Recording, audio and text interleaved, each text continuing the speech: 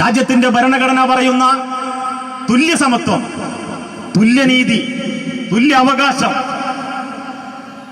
എന്ത് ചിന്തിക്കണം, എന്ത് ഭക്ഷിക്കണം, എന്ത് പ്രസംഗിക്കണം, എന്ത് വായിക്കണം എന്ന് മഹത്തായ വാക്യങ്ങൾ എഴുതി വച്ചിട്ടുള്ള ഇന്ത്യ എന്ന ഈ ജനാധിപത്യ പൂന്തോപ്പിനെ അതിനെ തകർക്കാനുള്ള ശ്രമങ്ങളുമായി കഴിഞ്ഞ 99-100 വർഷത്തോളമായി ഇന്ത്യ രാജ്യത്ത് പ്രവർത്തിച്ചു കൊണ്ടിരിക്കുന്ന സംഘപരിവാരം അതിൽ ലഭ്യമായ എല്ലാ അവസരങ്ങളിലും അത് പ്രയോജനപ്പെടുത്തിക്കൊണ്ടിരിക്കുന്ന ഒരു വർത്തമാന കാലഘട്ടത്തിലാണ് ഈ തെരഞ്ഞെടുപ്പ് നമ്മുടെ മുമ്പിൽ എത്തപ്പെട്ടുകൊണ്ടിരിക്കുന്നത്. സ്വാഭാവികമായിട്ടും വോട്ടർമാരുടെ ഇതിനെങ്ങനെയെങ്കിലും താഴെ ഇറക്കണമെന്നുള്ള ചിന്തയാണ് സ്വാഭാവികമായിട്ട് തിരിഞ്ഞു വരാം. നമ്മൾ മനസ്സിലാക്കേണ്ടത് പിന്നെ ആരെയാണ് നമ്മൾ പകരം വെക്കുന്നത്? എന്തു ബദലാണ് ഇവർ? ഇന്ത്യൻ നാഷണൽ കോൺഗ്രസ് ഈ രാജ്യത്തൊരു ബദലാണോ? അതോടൊപ്പം തന്നെ പുതിയ മൂന്നാം മുന്നണി ചേരി ഉയർന്നു വരുന്നു. ഒരു ഭാഗത്ത് SP-യും മായാവതിയും, മറ്റൊരു ഭാഗത്ത് മമതയും വേറൊരു ടീമും, ചന്ദ്രബാബു നായിഡുവിന്റെ നേതൃത്വത്തിൽ വേറൊരു ടീം, ഇടതുപക്ഷം മൂന്നാമതൊരു ഗ്രൂപ്പിന് വേണ്ടി മറ്റൊരു ഭാഗത്ത് ശ്രമിച്ചുകൊണ്ടിരിക്കുന്നു. ഇങ്ങനെ വ്യത്യസ്ത ഗ്രൂപ്പുകൾ. മമതക്കാണെങ്കിൽ പ്രധാനമന്ത്രിയാകണം, മായാവതിക്ക് പ്രധാനമന്ത്രിയാകണം, ചന്ദ്രബാബുവിന് പ്രധാനമന്ത്രിയാകണം. അങ്ങനെ പ്രധാനമന്ത്രി മോഹവുമായി നടക്കുന്ന ഒരുപറ്റം ആളുകൾ. രാഹുൽ ഗാന്ധിയും പ്രിയങ്ക ഗാന്ധിയും വേറെ. ഞാൻ സൂചിപ്പിക്കുന്നത് നമ്മുടെ രാജ്യം പോയിക്കൊണ്ടിരിക്കുന്ന ദുരാവസ്ഥയ്ക്ക് ഒരു പരിഹാരം നിർദ്ദേശിക്കാൻ ഇന്ത്യൻ നാഷണൽ കോൺഗ്രസിനോ അതല്ലെങ്കിൽ പ്രധാനമന്ത്രി പദവുമായി നടക്കുന്ന ഏതെങ്കിലും രാഷ്ട്രീയ സംഘങ്ങൾക്ക് സാധിക്കുന്നുണ്ടോ? ഇന്ന് ഭൂരിപക്ഷ ഹിന്ദുമത എന്ന ഒരു ആശയത്തിലേക്ക് ഈ രാജ്യത്തിനെ ചുരുക്കിക്കൊണ്ടിരിക്കുന്നു.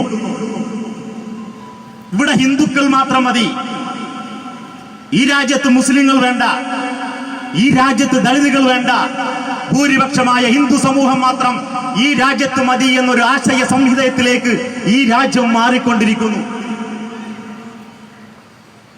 ഏറ്റവും വലിയ ജനാധിപത്യ രാഷ്ട്രമാണ് എന്നാണ് നമ്മൾ പറയുന്നത്. ഏറ്റവും വലിയ മഹത്തരമായ ഭരണഘടനയുള്ള ഒരു രാജ്യത്താണ് നാം ജീവിക്കുന്നത്. ആ രാജ്യത്തെ നമ്മളൊന്ന് ആലോചിക്കണം. ഗാന്ധി വധത്തിന് ശേഷം ഇത്രയും ഇന്ത്യ രാജ്യത്തിന്റെ മനുഷ്യന്മാരുടെ മനസ്സിൽ വിവേചനം സൃഷ്ടിക്കപ്പെട്ട ഒരു നാൾ നമ്മുടെ രാജ്യത്തുണ്ടായിട്ടില്ല. ഇന്ന് ആൾക്കൂട്ട കൊലകളാണ് നടത്തിക്കൊണ്ടിരിക്കുന്നത്. ഇന്ന് നരേന്ദ്രമോദിയുടെ ഡിജിറ്റൽ യുഗത്തിൽ ആൾക്കൂട്ടം വന്ന് തല്ലിക്കൊല്ലുമ്പോൾ അത് മൊബൈൽ പകർത്തി ലോകത്തിന് മുമ്പിൽ പ്രചരിപ്പിക്കുന്ന ഒരു ഡിജിറ്റൽ ഇന്ത്യയിലാണ് നാം ജീവിച്ചുകൊണ്ടിരിക്കുന്നത് എന്ന് നമ്മൾ മനസ്സിലാക്കണം. ഇതിന് ബദൽ പറയുന്ന ഇന്ത്യൻ നാഷണൽ കോൺഗ്രസ് കഴിഞ്ഞ ഏതാനും മാസങ്ങൾക്ക് മുമ്പ് നടന്ന ഉപതെരഞ്ഞെടുപ്പുകളിൽ, മധ്യപ്രദേശിലും ഛത്തീസ്ഗഡിലൊക്കെ നടന്ന ഉപതെരഞ്ഞെടുപ്പുകളിൽ അവരെന്താണ് പറഞ്ഞത്? അവര് പറഞ്ഞത് മൃദു ഹിന്ദുത്വമാണ്. അന്നവിടെ ഉയർന്നു വന്നിട്ടുള്ള 2 പ്രധാനപ്പെട്ട ഫ്ലെക്സ് ബോർഡുകളിൽ ഒന്ന് നരേന്ദ്രമോദിയും ശ്രീരാമചന്ദ്ര ഭഗവാന്റെയും ഫ്ലെക്സ് ബോർഡുകൾ സ്ഥാപിച്ചിട്ടുള്ള വലിയ വലിയ കട്ടൗട്ടുകൾ ഉയർന്നപ്പോൾ മറുഭാഗത്ത് രാഹുൽ ഗാന്ധിയുടെയും പരമശിവന്റെയും കട്ടൗട്ടുകളാണ് ഉയർന്നു വന്നിട്ടുള്ളത് എന്ന് നമ്മൾ മനസ്സിലാക്കണം. രാജ്യത്തിന്റെ ജനങ്ങളുടെ പ്രശ്നങ്ങളല്ല അവർ മുന്നിൽ വെച്ചിട്ടുള്ളത്. കഴിഞ്ഞ ലോക്സഭാ തെരഞ്ഞെടുപ്പിൽ ഇന്ത്യൻ നാഷണൽ കോൺഗ്രസ് പരാജയപ്പെട്ടപ്പോൾ AK ആന്റണിയുടെ നേതൃത്വത്തിൽ നടന്നിട്ടുള്ള അന്വേഷണ കമ്മീഷന്റെ ഭാഗമായി കണ്ടെത്തിയിട്ടുള്ള മൃദു ഹിന്ദുത്വ ലൈൻ സ്വീകരിച്ചാൽ മാത്രമേ ഇന്ത്യൻ നാഷണൽ കോൺഗ്രസിൽ ഇന്ത്യ രാജ്യത്ത് തിരിച്ചു വരാൻ സാധിക്കുകയുള്ളൂ എന്നുള്ള കമ്മീഷന്റെ റിപ്പോർട്ടിന്റെ അടിസ്ഥാനത്തിൽ ഇന്ത്യൻ നാഷണൽ കോൺഗ്രസ് പതുക്കെ മൃദു ഹിന്ദുത്വത്തിലേക്ക് പോയിക്കൊണ്ടിരിക്കുന്നു എന്നാണ് നമുക്ക് വർത്തമാന സാഹചര്യത്തിൽ കാണാൻ സാധിക്കുന്നത്. മധ്യപ്രദേശിൽ ഇന്ത്യൻ നാഷണൽ കോൺഗ്രസ് അധികാരത്തിൽ വന്നു. രാഹുൽ ഗാന്ധിയും കോൺഗ്രസിന്റെ നേതാക്കന്മാരൊക്കെ തന്നെ പശുകൊല രാഷ്ട്രീയത്തിന്റെ പേരിൽ പ്രസംഗിക്കുന്നതും ട്വീറ്റ് ചെയ്യുന്നതും നമ്മൾ കണ്ടതാണ്. അധികാരം ഏറ്റെടുത്തതിന് ശേഷം പശുക്കടത്തിന്റെ പേരിൽ 2 മുസ്ലിം ചെറുപ്പക്കാരെ NSA ചുമത്തി ജയിലിലടക്കപ്പെട്ടുകൊണ്ടിരിക്കുന്നു. ആരാണ് ചെയ്തത്? ഇന്ത്യൻ നാഷണൽ കോൺഗ്രസ് ആണ്. മാത്രമല്ല പരസ്യമായിട്ട് കോൺഗ്രസിന്റെ നേതാക്കൾ പറയാൻ തുടങ്ങിയിരിക്കുന്നു, തങ്ങൾ അധികാരത്തിൽ വന്നാൽ രാമക്ഷേത്രം നിർമ്മിക്കുമെന്ന് ഇന്ത്യൻ നാഷണൽ കോൺഗ്രസിന്റെ നേതാക്കന്മാർ പരസ്യമായിട്ട് നമ്മുടെ രാജ്യത്തിന്റെ തെരുവോരങ്ങളിൽ പ്രസംഗിക്കുന്ന ഒരു കാലഘട്ടം എത്തിയിരിക്കുന്നു എന്നാണ് നമ്മൾക്ക് കേൾക്കാൻ സാധിക്കുന്നത്. രാഹുൽ ഗാന്ധി അതിനെതിരെ മറുത്തൊരക്ഷരം പറഞ്ഞിട്ടില്ല, പ്രിയങ്ക ഗാന്ധി അതിനെതിരെ മറുത്തൊരക്ഷരം പറഞ്ഞിട്ടില്ല. അതിനർത്ഥം ബദൽ എന്ന് പറയുന്നവർ ഈ രാജ്യത്തെ തീവ്ര ഹിന്ദുത്വത്തിൽ നിന്ന് രക്ഷിച്ച് മൃദുഹിന്ദുത്വത്തിലേക്ക് കൊണ്ടുപോകാനുള്ള ശ്രമങ്ങളാണ് നടത്തിക്കൊണ്ടിരിക്കുന്നത് എന്ന് നമ്മൾ മനസ്സിലാക്കേണ്ടത് എന്നാണ് എനിക്ക് സൂചിപ്പിക്കാനുള്ളത്. നമ്മുടെ രാജ്യത്ത് ഉയർന്നു വന്ന കർഷകരുടെ പ്രശ്നങ്ങൾ നരേന്ദ്രമോദി അധികാരത്തിലേക്കുമ്പോൾ നരേന്ദ്ര പറഞ്ഞത് എന്താ? ഓരോ മാസത്തിലും 2 കോടി യുവാക്കൾക്ക് തൊഴിൽ ദാനങ്ങൾ ഞാൻ വാഗ്ദാനം ചെയ്യുന്നു. എത്ര ലക്ഷം ജനങ്ങൾക്ക് തൊഴിൽ നൽകാൻ കഴിഞ്ഞു ഈ 5 വർഷത്തിൽ? കർഷകരുടെ പ്രശ്നങ്ങൾ പരിഹരിക്കാൻ സംവിധാനമൊരുക്കുമെന്ന് NDAയുടെ പ്രകടന പത്രികയിൽ പറഞ്ഞു. ഇന്ന് കർഷകരുടെ അവസ്ഥ എന്താണ്? ഉള്ളിയുടെ വില എത്രയാണ്? സവാളയുടെ വില എത്രയാണ്? നമ്മുടെ രാജ്യത്തെ കർഷകരുടെ അവസ്ഥ എന്താണ്? അനുദിനം കർഷകർ ഈ രാജ്യത്ത് ആത്മഹത്യ ചെയ്തുകൊണ്ടിരിക്കുന്ന ഒരു സാഹചര്യത്തിലേക്കാണ് ഇന്ത്യ രാജ്യം മുന്നോട്ട് പോയിക്കൊണ്ടിരിക്കുന്നത്. പശുവിന് വിലയുണ്ട്, മനുഷ്യന് വിലയില്ല, കർഷകർക്ക് വിലയില്ല. പശുവിന്റെ ഗോമൂത്രത്തിൽ നിന്നും പശുവിന്റെ ചാണകത്തിൽ നിന്നും എന്താണ് ശീതളപാനീയം ഉണ്ടാക്കുമെന്നാണ് കോൺഗ്രസിന്റെ പ്രകടന പത്രികയിൽ. മധ്യപ്രദേശില് ഉപതെരഞ്ഞെടുപ്പ് നടന്നപ്പോൾ കോൺഗ്രസിന്റെ പ്രകടന പത്രികയിൽ പറഞ്ഞത് ശീതളപാനീയം പശുവിന്റെ ഗോമൂത്രത്തിൽ നിന്നും പശുവിന്റെ ചാണകത്തിൽ നിന്നും കേക്ക് ഉണ്ടാക്കുമെന്ന് പറഞ്ഞവരാണ് കോൺഗ്രസ്. ഞാൻ പറഞ്ഞു വരുന്നത് നമ്മുടെ രാജ്യത്തെ ജനങ്ങൾ എങ്ങനെയാണ് ജീവിക്കുന്നത്? ഉത്തർപ്രദേശിൽ ഭരിക്കുന്നത് ഒരു സന്യാസിയാണ്. ആ സന്യാസിക്ക് ചുറ്റും ഒരു ഗുണ്ടാ സംഘം അദ്ദേഹം വളർത്തിയിരിക്കുന്നു. അതിൽ കൃത്യമായി ഷൂട്ട് ചെയ്യാൻ കഴിയുന്ന പോലീസ് ഉദ്യോഗസ്ഥരുണ്ട്, ഗുണ്ടകളുണ്ട്, സമൂഹത്തിൽ അറിയപ്പെടുന്ന ഗുണ്ടകളുണ്ട്. ഇതിനകം തന്നെ 52 പേരെയാണ് ഉത്തർപ്രദേശിൽ വെടിവെച്ച് കൊന്നത്. കാഷായ വസ്ത്രം ധരിച്ചിട്ടുള്ള ഒരു സന്യാസിയാണ് ഭരിച്ചുകൊണ്ടിരിക്കുന്നത്. നമ്മൾ മനസ്സിലാക്കണം, ഉത്തർപ്രദേശിൽ രാജ്യത്തിന്റെ ഭാഗധേയം നിർണ്ണയിക്കാൻ ശക്തിയുള്ള, ഏറ്റവും കൂടുതൽ എംപിമാരെ ജയിപ്പിച്ചെടുക്കാൻ ശക്തിയുള്ള ഉത്തർപ്രദേശിൽ ഇന്ന് BJP ഈ സന്യാസിയുടെ നേതൃത്വത്തിൽ അധികാരത്തിൽ ഏറ്റെടുത്തതിനു ശേഷം അവിടെ ഏറ്റുമുട്ടൽ കൊലകൾ വ്യാപിച്ചുകൊണ്ടിരിക്കുന്നു. കഴിഞ്ഞ ഏതാനും മാസങ്ങൾക്ക് മുമ്പ് ദളിത് വിഭാഗത്തിൽപ്പെട്ട ഒരു വിഭാഗം അംബേദ്കറുടെ പ്രതിമയുണ്ടാക്കാൻ തീരുമാനിച്ചു. ഭരണഘടന നെഞ്ചിലേറ്റിയിട്ടുള്ള ഒരു കൈയിൽ ഭരണഘടനയും മറുകൈ ഇങ്ങനെ ചൂണ്ടി നിൽക്കുന്ന ഒരു അതികായകായ ഒരു പ്രതിമ നിർമ്മിക്കാൻ ദളിതുകൾ ഉത്തർപ്രദേശിൽ തീരുമാനിച്ചു. അങ്ങനെ നിർമ്മിക്കാനുള്ള നിർമ്മാണം പ്രാഥമികമായി തുടങ്ങുന്ന ഘട്ടത്തിൽ ഉത്തർപ്രദേശിലെ രജപുത്ര വിഭാഗത്തിന്, മുഖ്യമന്ത്രിയുടെ ജാതിയുള്ള രജപുത്ര വിഭാഗത്തിന് തോന്നൽ, എങ്ങനെയാണ് ഞങ്ങൾക്ക് നേരെ ഈ താഴ്ന്ന ജാതിക്കാര്, ഈ ദളിതുകൾ ഞങ്ങൾക്ക് നേരെ ഈ തെരുവിൽ വിരൽ ചൂണ്ടി നിൽക്കാൻ ധൈര്യമുള്ള ഒരു പ്രതിമ സ്ഥാപിക്കാൻ എങ്ങനെ ധൈര്യപ്പെട്ടു എന്ന് രജപുത്രക്ക് തോന്നുകയാണ്. അങ്ങനെ ഉത്തർപ്രദേശിലെ 100 കണക്കിന് ദളിത് കുടുംബങ്ങളെയൊക്കെ രാത്രിയോണം രജപുത്ര കത്തിച്ചു കളയുന്ന ഒരു സാഹചര്യമുണ്ടായി. അതിന് നേതൃത്വം കൊടുത്ത രജപുത്രന്മാരെ അറസ്റ്റ് ചെയ്യാൻ ആ സന്യാസി മുഖ്യമന്ത്രിക്ക് സാധിച്ചില്ല. ഞാൻ പറഞ്ഞു വരുന്നത്, നമ്മുടെ രാജ്യം സോഷ്യൽ ഡെമോക്രസി പറയുന്ന, ഈ പാർട്ടി രൂപീകരിക്കൽ പറയുന്ന ഭയത്തിൽ നിന്ന് മോചനം. ഈ രാജ്യത്തെ മുസ്ലിങ്ങളും ദലിതുകളും ഭയത്തിലാണ് ജീവിച്ചു കൊണ്ടിരിക്കുന്നത് എന്ന് നമ്മൾ മനസ്സിലാക്കേണ്ടതുണ്ട്. അതുകൊണ്ടാണ് ഇന്ത്യൻ നാഷണൽ കോൺഗ്രസും അതോടൊപ്പം തന്നെ പുതിയതായി ഉയർന്നു വരുന്നുകൊണ്ടിരിക്കുന്ന ഈ മുന്നണികളൊക്കെ തന്നെ ഈ രാജ്യത്ത് ഒരു ബദലല്ല എന്ന് SDPI പറയാനുള്ള കാരണം. അതുകൊണ്ടാണ് ഈ തെരഞ്ഞെടുപ്പിൽ social democratic party of India ഒരു പ്രധാന മുദ്രാവാക്യമായി യഥാർത്ഥ ബദൽ, അത് ചിലപ്പോൾ ഈ 2019 ഇലക്ഷനിൽ തന്നെ പൂർത്തീകരിക്കണമെന്നില്ല. ഇതൊരാശയമാണ്. ഇത് ആശയം യഥാർത്ഥ ബദലിനുള്ള ഒരു പ്രയത്നത്തിലാണ് നമ്മൾ. അത് ചിലപ്പോൾ ഈ 19 കഴിയാം, ഇനിയുള്ള തെരഞ്ഞെടുപ്പിലാകാൻ നമുക്ക് നേടിയെടുക്കാൻ സാധിക്കുക. ഇപ്പോൾ പാർട്ടിക്ക് സാധ്യമായ, പാർട്ടിയുടെ ശക്തമായ സാന്നിധ്യമുള്ള, പാർട്ടിയുടെ ഘടകങ്ങൾ സജീവമായ മണ്ഡലങ്ങളിലൊക്കെ തന്നെ മത്സരിച്ചുകൊണ്ട് നമ്മൾ ഈ യഥാർത്ഥ ബദലിന് വേണ്ടി നമ്മൾ ശ്രമിച്ചു കൊണ്ടിരിക്കുന്നു. ഈ ആശയധാര കെട്ടിപ്പടുക്കാനുള്ള അഹോരാത്രമായ പണിയിലാണ് രാജ്യത്തെ സോഷ്യൽ ഡെമോക്രാറ്റുകളായ നമ്മുടെ പാർട്ടി പ്രവർത്തകർ ചെയ്തുകൊണ്ടിരിക്കുന്നത്. ആ ഒരു പ്രക്രിയയാണ് ഈ 2019 വരുന്ന ഈ ലോക്സഭാ തെരഞ്ഞെടുപ്പിൽ നമ്മൾക്ക് ചെയ്യാനുള്ളത്, ഈ ബദലിനെ കെട്ടിപ്പടുക്കാനുള്ളത്.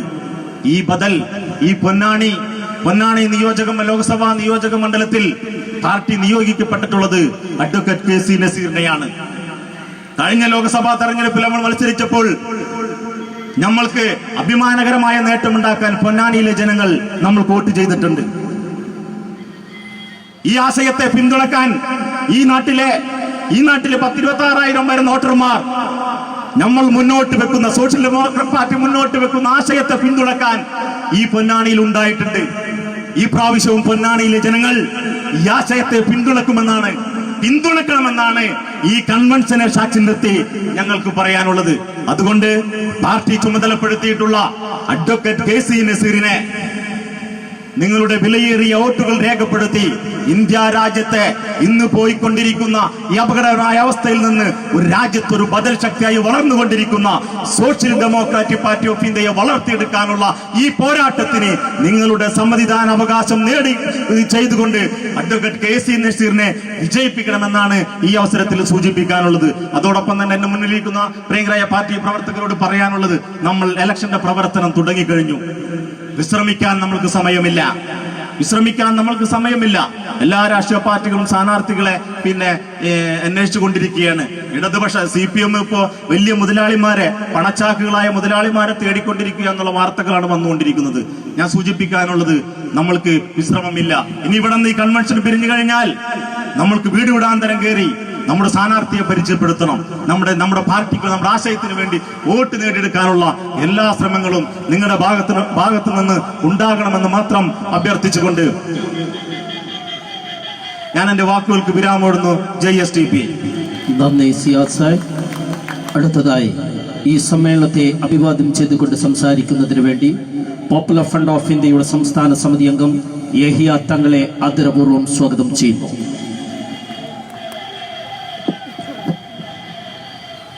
അസ്സലാമു അലൈക്കും വറഹ്മത്തുള്ളാഹി വബറകാതുഹു. ബഹുമാനനായ യോഗാധ്യക്ഷൻ, പാർട്ടിയുടെ ജില്ലാ പ്രസിഡന്റ് ശ്രീ CP ലത്തീഫ്, യോഗം ഉദ്ഘാടനം ചെയ്ത ബഹുമാനനായ പാർട്ടിയുടെ സംസ്ഥാന ജനറൽ സെക്രട്ടറി തുളസീധരൻ പള്ളിക്കൽ, നമ്മുടെ മണ്ഡലത്തെ പ്രതിനിധീകരിച്ചുകൊണ്ട് മത്സരത്തിന് ഇറങ്ങുന്ന അഡ്വക്കേറ്റ് KC നസീർ, വേദിയിലും സദസ്സിലുമുള്ള പ്രിയപ്പെട്ട സഹോദരങ്ങളെ,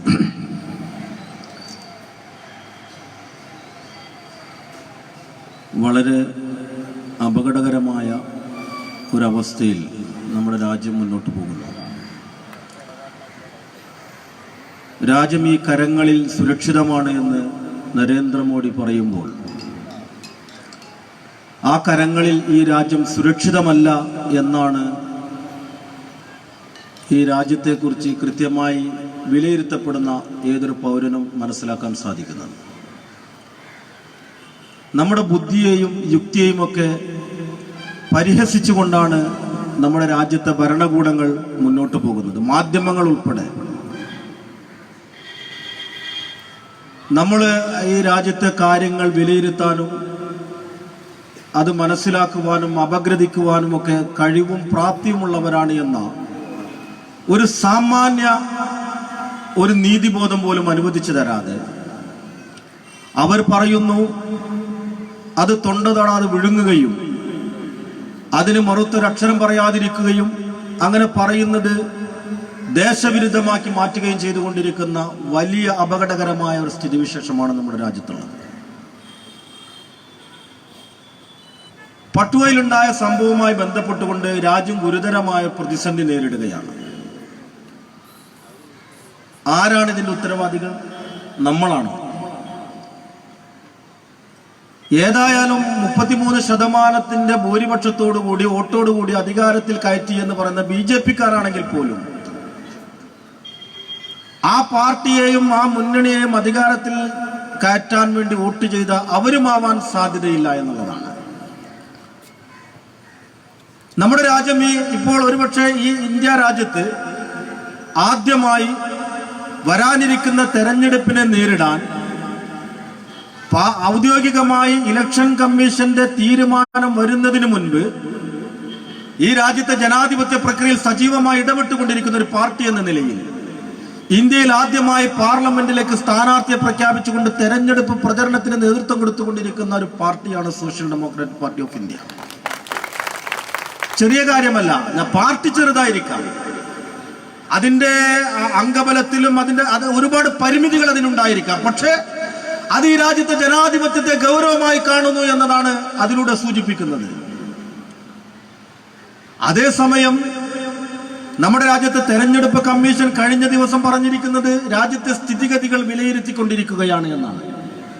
അതിനർത്ഥം ഒരുപക്ഷെ ഈ തെരഞ്ഞെടുപ്പ് കൺവെൻഷനും പാഴായി പോവാനുള്ള സാധ്യത വളരെ വളരെ വളരെ കൂടുതലാണ് എന്ന് ഞാൻ എൻ്റെ പ്രിയപ്പെട്ട സഹപ്രവർത്തകരെ ഓർമ്മപ്പെടുത്തുകയാണ്. കാരണം തെരഞ്ഞെടുപ്പ് നടക്കാനുള്ള സാധ്യത പോലുമില്ല എന്ന് ഇന്ന് നമ്മുടെ രാജ്യത്തെ സ്ഥിതിഗതികൾ വിലയിരുത്തിക്കൊണ്ടിരിക്കുന്ന മുതിർന്ന മാധ്യമ പ്രവർത്തകർ, രാഷ്ട്രീയ നിരീക്ഷകർ, അതുപോലെ തന്നെ വിദേശ രാജ്യങ്ങളിൽ കാര്യങ്ങൾ കൈകാര്യം ചെയ്തുകൊണ്ടിരിക്കുന്ന ആളുകൾ സൂചിപ്പിക്കുകയാണ്.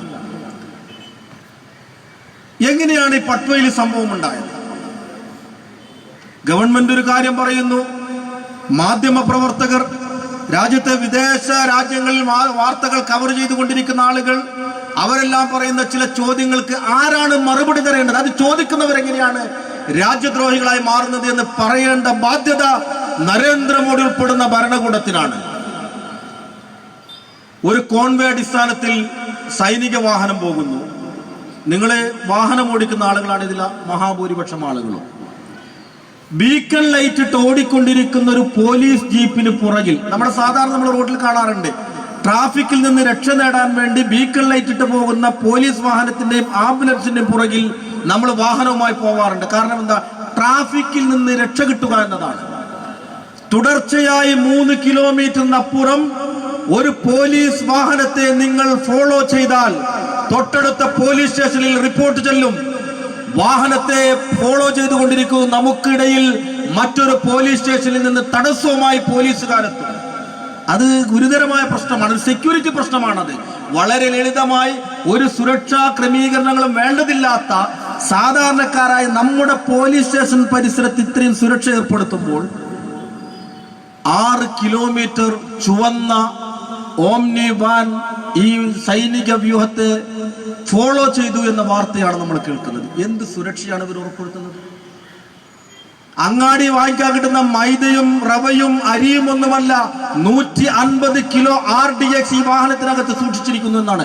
എന്ന് പറഞ്ഞാൽ ഇന്ത്യയിൽ ഏറ്റവും കൂടുതൽ സുരക്ഷാ ക്രമീകരണങ്ങൾ ഏർപ്പെടുത്തുന്ന കാശ്മീർ എന്ന് പറയുന്ന ഒരു സംസ്ഥാനത്ത് അങ്ങാടിയിൽ നിന്ന് വാങ്ങിക്കാൻ കിട്ടുന്ന ഒന്നല്ല ഈ മാരകമായ പ്രഹരശേഷിയുള്ള മരുന്ന് എന്ന് പറയുന്നത്. എവിടുന്ന് കിട്ടി? ഇത് ചോദിക്കണ്ടേ? ആരെങ്കിലും ഇത് ചോദിക്കണ്ടേ? ഈ ചോദ്യത്തിന് ആരാണ് മറുപടി തരേണ്ടത്? അങ്ങനെ ഈ രാജ്യം സുരക്ഷിതമല്ല. പാകിസ്ഥാനിൽ പോയി അവിടെ ബോംബിട്ട് അവിടെയുള്ള ഭീകര കേന്ദ്രങ്ങൾ തകർത്തു എന്ന് പറഞ്ഞത് 56 ഇഞ്ചിന്റെ വലിപ്പം കൊണ്ടല്ല. അത് കഴിഞ്ഞ ഒരുപാട് കാലങ്ങളായി നമ്മുടെ രാജ്യത്തെ സൈനികർ അവർ അന്നും ഇതേ തോക്ക് പിടിച്ചുകൊണ്ടാണ് ഈ രാജ്യത്തിന് സുരക്ഷ ഉറപ്പുവരുത്തിയിട്ടുള്ളത്. അല്ലാണ്ട് നരേന്ദ്രമോദി അധികാരത്തിൽ വന്നതിന് ശേഷം മാത്രം എടുത്തതല്ല ഈ AK-47. അവർ ഈ രാജ്യത്തിന്റെ സുരക്ഷ ഉറപ്പുവരുത്താൻ കൈമൈ മറന്ന് നമ്മുടെ രാജ്യത്തിന്റെ അതിർത്തിയിൽ കാവലിരിക്കുന്ന നമ്മുടെ ധീരജവാന്മാരുടെ ധീരമായ അവരുടെ ആർജവത്തിന്റെയും തന്റെയും ഭാഗമായി ഉണ്ടാക്കിയെടുക്കാൻ സാധിച്ചതാണ്. അതിന്റെ മേനി പറയാൻ നരേന്ദ്രമോദിക്ക് അവകാശമില്ല. അവരുടെ കയ്യിൽ ഈ രാജ്യം സുരക്ഷിതമല്ല ഞാൻ ഓർമ്മപ്പെടുത്തുകയാണ്. നമ്മുടെ പാർലമെന്റ് ആക്രമിച്ചത് BJP ഭരിക്കുമ്പോഴാണ്. ഇപ്പോൾ ലോകമെമ്പാടും ഭീകരവാദിയായി പ്രഖ്യാപിക്കണമെന്ന് പറയുന്ന അസർ മസൂദിനെ പിടിച്ചുകൊണ്ടുപോയി കൊടുത്തവരാരാ? ആരാ കൊണ്ടുപോയി കൊടുത്തത്? അതും ഈ BJP ഭരിക്കുന്ന സമയത്താണ്. പട്ടാൻകോട്ടിൽ അപകടമുണ്ടായത് എപ്പോഴാണ്? BJP ഭരിക്കുമ്പോഴാണ്. അതുകൊണ്ട് രാജ്യസുരക്ഷയുടെ മേനി പറഞ്ഞുകൊണ്ട് RSSും അതുപോലെ BJPയും 2019 കൂടി കയ്യിലടക്കാമെന്ന വ്യാമോഹമാണ് എങ്കിൽ അതിനുള്ള ബദലാണ് ഈ രാജ്യത്ത് ഉയർന്നു വന്നുകൊണ്ടിരിക്കുന്ന ജനാധിപത്യ പ്രസ്ഥാനങ്ങൾ ഉയർത്തിക്കൊണ്ടിരിക്കുന്ന ബദൽ ശബ്ദമെന്ന് മനസ്സിലാക്കാൻ മോഡിക്ക് സാധിക്കും. അതുകൊണ്ടാണ് 56 ഇഞ്ചിന്റെ വലിപ്പം പറഞ്ഞുകൊണ്ട് നമ്മുടെ രാജ്യത്ത് ഒരു തെരഞ്ഞെടുപ്പിനെ നേരിടാൻ സാധ്യമല്ല എന്നതുകൊണ്ട് നമ്മുടെ യുക്തിയെയും ബുദ്ധിയെയും ചോദ്യം ചെയ്യുന്ന തരത്തിൽ അവർ അവരുടെ അധികാരം ദുർവിനിയോഗം ചെയ്തുകൊണ്ടിരിക്കുന്നത്. അവിടെ മാത്രമല്ല, എവിടെയും കേരളത്തിൽ നിങ്ങളൊന്ന് നോക്കൂ. കേരളത്തിൽ പെരിയ എന്ന് പറയുന്ന സ്ഥലത്ത് CPM-ന്റെ വാടക ഗുണ്ടകൾ 2 ചെറുപ്പക്കാരെ 23-30 വയസ്സിനിടയിലുള്ള 2 ചെറുപ്പക്കാരെ ആയുധം കൊടുത്തയച്ച്, പാർട്ടി ഓഫീസിൽ നിന്ന് ആയുധം കൊടുത്തയച്ച് 40-ൽ കുറയാത്ത വെട്ടി കൊല്ലണമെന്ന് പറഞ്ഞുകൊണ്ട് പാർട്ടി ഓഫീസിൽ നിന്ന് പറഞ്ഞയക്കുകയാണ്. എന്നിട്ട് അവർ പറയുന്നു, ഞങ്ങൾ അറിയില്ല, ഞങ്ങൾക്ക് ഇതിലൊന്നും ഒരു ബന്ധവുമില്ല, ഞങ്ങൾ അവരെ പുറത്താക്കി എന്ന് പറയുന്നു. അപ്പൊ സ്വാഭാവികമായിട്ടും പാർട്ടി, ഞാനിത് പറയുന്നത് നമ്മളൊന്നും അരിയാഹാരം കഴിക്കുന്നവരല്ല എന്ന ബോധ്യത്തോടു കൂടിയാണ് ഈ ജനാധിപത്യവാദികൾ നമ്മളോട് സംസാരിച്ചു കൊണ്ടിരിക്കുന്നത് എന്ന് ബോധ്യപ്പെടുത്താനാണ്. അവർ പറയുന്നു ഞങ്ങള് പുറത്താക്കി എന്ന് പറഞ്ഞിട്ട് പിന്നെ ചെല്ലുന്നത് MP ആണ് വീട്ടിലേക്ക്. മക്കളെയും ഭാര്യയും, അതായത് കൊലപാതകികളെ സംരക്ഷിക്കാനും അവർക്ക് പിന്തുണ കൊടുക്കാനും മുൻ MLA, ഇപ്പോഴുള്ള MLA, അതിനുശേഷം MP, പിന്നെ പാർട്ടി ജില്ലാ നേതാക്കന്മാർ ഉൾപ്പെടെ മുഴുവൻ ആളുകളും പോകുന്നു. വീട്ടിലെ ഭാര്യ പറയുന്നു, എന്റെ ഭർത്താവ് പാർട്ടി പറയാതെ അത്തരമൊരു പണിയും ചെയ്യില്ല എന്നാണ്. മകള് പറയുന്നു, എന്റെ അച്ഛൻ അത്തരമൊരു ഏതൊരു പ്രവൃത്തി ചെയ്യണമെങ്കിലും എന്റെ പാർട്ടി എനിക്ക് അനുവാദം തരണം. എന്നിട്ട് എന്നിട്ട് നമ്മളോട് പറയുന്നത്, ഞങ്ങൾ ഇവരെല്ലാവരെയും പുറത്താക്കി, ഞങ്ങൾക്ക് യാതൊരു ബന്ധവുമില്ല എന്ന് പറഞ്ഞുകൊണ്ട് നമ്മളെ പരിഹസിക്കുന്നു. അമ്മ പെറ്റ മകനെ തേടി നടന്ന ഈ കമ്മ്യൂണിസ്റ്റുകളാണ് അതേ ആളുകളുടെ കയ്യിൽ ആയുധമെടുത്തുകൊണ്ട് 2 ചെറുപ്പക്കാർ ഒരു സംഘർഷ സാധ്യത വേണം. നാട്ടിലൊരു സംഘർഷ സാധ്യതയും ഒരു അങ്ങനത്തെ എന്തെങ്കിലും രാഷ്ട്രീയ തർക്കങ്ങളും പ്രശ്നങ്ങളും ഉണ്ടാകുന്ന സമയത്താണ് പ്രശ്നം. 2 ചെറുപ്പക്കാരുടെ, ഒരു കുടുംബത്തിന്റെ അത്താണിയായ 2 ചെറുപ്പക്കാരെ 6 മാസങ്ങൾക്ക് മുമ്പ് അഭിമന്യു എന്ന് പറയുന്ന കൊലപാതകം ആര് തന്നെ ചെയ്താലും അത് അപകടകരമാണ്, അത് വിമർശിക്കപ്പെടേണ്ടതാണ്. അബദ്ധവശാൽ കോളേജിലെ സംഘർഷത്തിൽ നടന്ന ഒരു കൊലപാതകത്തെ രാജ്യത്തുടനീളം വർഗീയതക്കെതിരെ ചുമരെഴുതിയ അതേ ഇടതുപക്ഷം തന്നെയാണ് നമ്മുടെ മുൻപിൽ വന്നുകൊണ്ട് ഇത്തരം ഒരു ക്രൂരകൃത്യം നടത്തിയതിനു ശേഷം ആഭിസാരിക ചാരിത്രം പ്രസംഗിക്കുന്നത് പോലെ നമ്മുടെ മുൻപിൽ വന്ന് പ്രസംഗിക്കുന്നത്. അവരുടെ TP ചന്ദ്രശേഖരനെ കൊന്നുകളഞ്ഞ, അതിൽ പ്രതിയായി കോടതി ശിക്ഷിച്ച കുഞ്ഞനന്ദൻ ജയിലിലാണ്. അനാവശ്യ പരോളുകളെ കുറിച്ച് ചർച്ച നടക്കുമ്പോൾ അവർ പറയുന്നു കുഞ്ഞനന്ദൻ നിരപരാധിയാണ്. ഇത് ആർക്കാണ് ബോധ്യപ്പെടേണ്ടത്? ഒരാൾ നിരപരാധിയാണെന്ന് നിയമത്തിന്റെ മുന്നിൽ ആർക്കാണ് ബോധ്യപ്പെടേണ്ടത്? അത് പാർട്ടി ഓഫീസിന് ബോധ്യപ്പെട്ടാൽ മതിയോ? പാർട്ടി സെക്രട്ടറിക്ക് ബോധ്യപ്പെട്ടാൽ മതിയോ? പാർട്ടി നേതാക്കന്മാർക്ക് ബോധ്യപ്പെട്ടാൽ മതിയോ? അങ്ങനെയാണെങ്കിൽ ഏത് കൊലപാതകത്തെയാണ്, ഏത് പാർട്ടിയാണ് തള്ളിപ്പറയാതിരുന്നിട്ടുള്ളത്? എന്നിട്ട് അവർ പറയുന്നു TP ചന്ദ്രശേഖരനെ കൊന്നതിൽ കുഞ്ഞനന്ദൻ നിരപരാധിയാണ്, കോടതി ശിക്ഷിച്ചു എന്ന് ഞങ്ങൾക്ക് പ്രശ്നമേ ഇല്ല, പക്ഷെ അദ്ദേഹം നിരപരാധിയാണ് എന്ന് പറഞ്ഞ് നമ്മുടെ യുക്തിയെയും ബുദ്ധിയെയും ചോദ്യം ചെയ്തുകൊണ്ടിരിക്കുന്ന കപട രാഷ്ട്രീയ മതേതര ജനാധിപത്യവാദികളാണ് നമ്മുടെ രാജ്യം നിയന്ത്രിച്ചു കൊണ്ടിരിക്കുന്നതെന്ന് ബോധ്യപ്പെടുത്താൻ വേണ്ടിയാണ് ഞാൻ സൂചിപ്പിക്കുന്നത്. ഇതിന് സത്യസന്ധത രാഷ്ട്രീയത്തിൽ അനിവാര്യമാണ്. ജനങ്ങളോട് പറയുന്നതിനും അവരുടെ മുൻപിൽ പ്രവർത്തിക്കുന്നതിനും ആത്മാർത്ഥതയും സത്യസന്ധതയും നിങ്ങൾ രാഷ്ട്രീയത്തിൽ വേണമെന്ന് നിങ്ങൾ ആഗ്രഹിക്കുന്നു എങ്കിൽ, അത്തരമൊരു രാഷ്ട്രീയ ബദലാണ് ഈ രാജ്യത്ത് ഉയർന്നു വരേണ്ടത് എങ്കിൽ, അത്തരമൊരു രാഷ്ട്രീയ ബദലിന് വേണ്ടി ഈ രാജ്യത്തെ ജനാധിപത്യ ബോധത്തിന് അവരുടെ വോട്ടവകാശം വിനിയോഗിക്കാൻ വേണ്ടിയാണ് ശ്രീ KC നസീറിനെ social democratic party of India Ponnani parliament മണ്ഡലത്തിലേക്ക് മത്സരത്തിനായി നിയോഗിച്ചിരിക്കുന്നത്. അതുകൊണ്ട് തന്നെ ബദൽ രാഷ്ട്രീയത്തെയും സത്യസന്ധമായ പുതിയ രാഷ്ട്രീയത്തെയും ഏറ്റവും കൂടുതൽ സ്വാഗതം ചെയ്യുന്ന പോപ്പുലർ ഫ്രണ്ട് ഓഫ് ഇന്ത്യയുടെ എല്ലാവിധ ആശംസകളും അതുപോലെ തന്നെ അദ്ദേഹത്തിന്റെ വിജയത്തിന് ആവശ്യമായിട്ടുള്ള മുഴുവൻ പിന്തുണയും വാഗ്ദാനം ചെയ്തുകൊണ്ട് ഞാൻ എന്റെ വാക്കുകൾ അവസാനിപ്പിക്കുന്നു. അസ്സലാമു അലൈക്കും. അടുത്തതായി ഈ സമ്മേളനത്തെ അഭിവാദ്യം ചെയ്തുകൊണ്ട് സംസാരിക്കുന്നതിനു വേണ്ടി STPI ജില്ലാ വൈസ് പ്രസിഡന്റ് VT ഇക്രാമുൽ ഹക്ക് സാഹിബിനെ ആദരപൂർവ്വം സ്വാഗതം ചെയ്യുന്നു.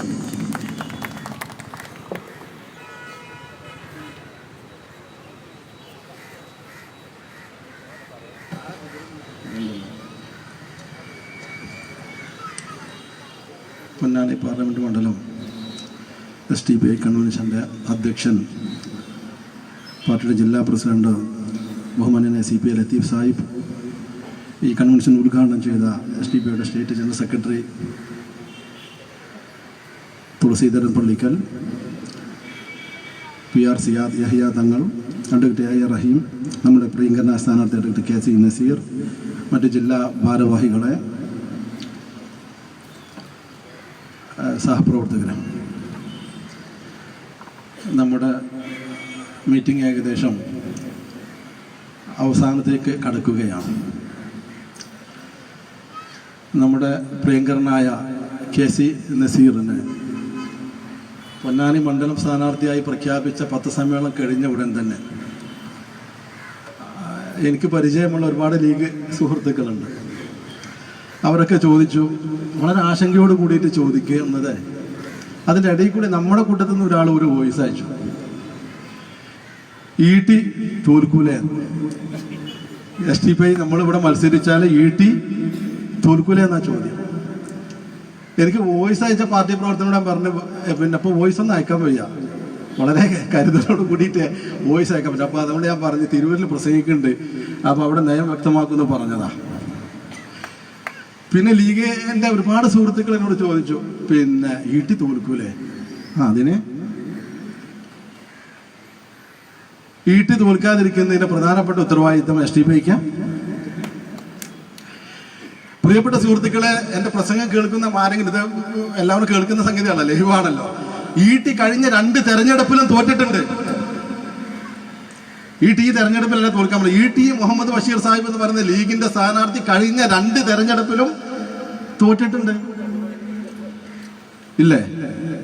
കഴിഞ്ഞ തെരഞ്ഞെടുപ്പില് LDFിന്റെ സ്ഥാനാർത്ഥി നമ്മുടെ അബ്ദുറഹ്മാൻ, താനൂർ ML അബ്ദുറഹ്മാനാണല്ലോ LDFിന്റെ സ്ഥാനാർത്ഥി.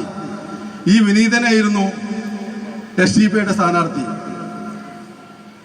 ET മുഹമ്മദ് ബഷീർ സാഹിബ് ജയിക്കുന്നത്, അല്ലെങ്കിൽ LDFിന്റെ സ്വതന്ത്ര സ്ഥാനാർത്ഥി V അബ്ദുറഹ്മാൻ തോൽക്കുന്നത് 25,000 വോട്ടിനാണ്. ഞാൻ കണക്കാ പറയുന്നത്, 25,000 വോട്ടിനാണ്. STPIയുടെ സ്ഥാനാർത്ഥി എന്നുള്ള ഈ വിനീതം വാങ്ങിയത് 27,000 വോട്ടാണ്.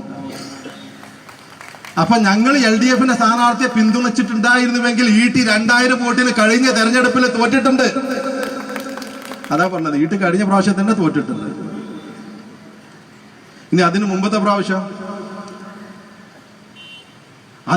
പ്രാവശ്യമാണ് വലിയൊരു പരീക്ഷണമാണ് നടത്തിയത് LDF. പൊന്നാനിയിലെ മുസ്ലിങ്ങളെ സംബന്ധിച്ചിടത്തോളം മെക്ക എന്ന് പറയുന്ന പൊന്നാനിയിൽ ഒരു പുതിയ പരീക്ഷണം നടത്തിയതാ CPM. ഹുസൈൻ രണ്ടത്താണി എന്ന് പറയുന്ന ചരിത്ര പണ്ഡിതനും പിന്നെ ബാക്കിയും പറയണ്ടല്ലോ, ഒരു പരീക്ഷണം നടത്തി നോക്കിയതാ ഹുസൈൻ രണ്ടത്താണിനെ വെച്ചിട്ട്. അന്നും യഥാർത്ഥത്തിൽ ലീഗർക്ക് അറിയാലോ, അന്നും യഥാർത്ഥത്തിൽ ET മുഹമ്മദ് ബഷീർ സാഹിബ് തോറ്റിട്ടുണ്ട്. പോപ്പുലർ ഫ്രണ്ട് ശക്തമായിട്ട് ETയെ പിന്തുണച്ചിട്ടില്ലായിരുന്നുവെങ്കിൽ, ഓരോ ബൂത്തിലും പോയിട്ട് വോട്ട് മറിച്ച് ചെയ്തിട്ട് ETക്ക് വേണ്ടി വോട്ട് പിടിച്ചിട്ടില്ലായിരുന്നുവെങ്കിൽ ET അന്ന് തോറ്റിട്ടുണ്ട്. അന്ന് പോപ്പുലർ ഫ്രണ്ട് തീരുമാനിച്ചത്. കാരണം അങ്ങനെ ഹുസൈൻ രണ്ടത്താണി കെയർ ഓഫിൽ ആ ഒരു വഴിക്ക് അങ്ങനെ ഒരു ചുവപ്പ് ഈ മലബാറിലേക്ക് വരേണ്ട, പൊന്നാനി എന്ന് പറയുന്ന ഈ മക്കയിലേക്ക് അങ്ങനെ ഒരു ചുവപ്പ് ദർസിൽ കൂടി, മദ്രസ കമ്മിറ്റിയിൽ കൂടി, പള്ളി കമ്മിറ്റിയിൽ കൂടി അങ്ങനെ ഒരു ചുവപ്പ് കൊടി വരണ്ടെന്ന് പോപ്പുലർ തീരുമാനിച്ചതാ. അങ്ങനെ തീരുമാനിച്ചിട്ടാണ് അന്ന് ആ പ്രവർത്തനം നടത്തിയതിന് ETയെ വിജയിപ്പിച്ചത്. ഇതൊക്കെ പരസ്യമായ കാര്യമാണ്, ഇതൊക്കെ നമുക്കറിയുന്ന കാര്യമില്ല. അപ്പൊ ഞങ്ങളെ സംബന്ധിച്ചിടത്തോളം, നിങ്ങൾ കാശൊക്കെണ്ടെങ്കിൽ വേണം, ഞങ്ങളെ സംബന്ധിച്ചിടത്തോളം കഴിഞ്ഞ 2 പ്രാവശ്യം ET തോറ്റതാണ്. ഇനി ETനെ തോൽക്കാതെ നോക്കേണ്ടത് ആരാ? നമ്മളെ ETനെ നമ്മളെ സ്ഥാനാർത്ഥിയാ. ET തോൽക്കാതെ നോക്കേണ്ട കാര്യം ഇപ്പൊ വീണ്ടും വ്യക്തമായിട്ട് പറയട്ടെ, ലീഗ് നേതാക്കളെ കടമയാണ്, ഉത്തരവാദിത്തം. ET തോൽക്കാതെ നോക്കേണ്ടത് നമ്മുടെ ഉത്തരവാദിത്തം അല്ല, ലീഗിന്റെ നേതാക്കന്മാരുടെ ചുമതലയാണ്, ലീഗ് പ്രവർത്തകരുടെ ചുമതലയാണ് ET തോൽക്കാതെ നോക്കേണ്ടത്. അവസരമുണ്ട്, തെരഞ്ഞെടുപ്പ് പ്രഖ്യാപിച്ചിട്ടില്ല.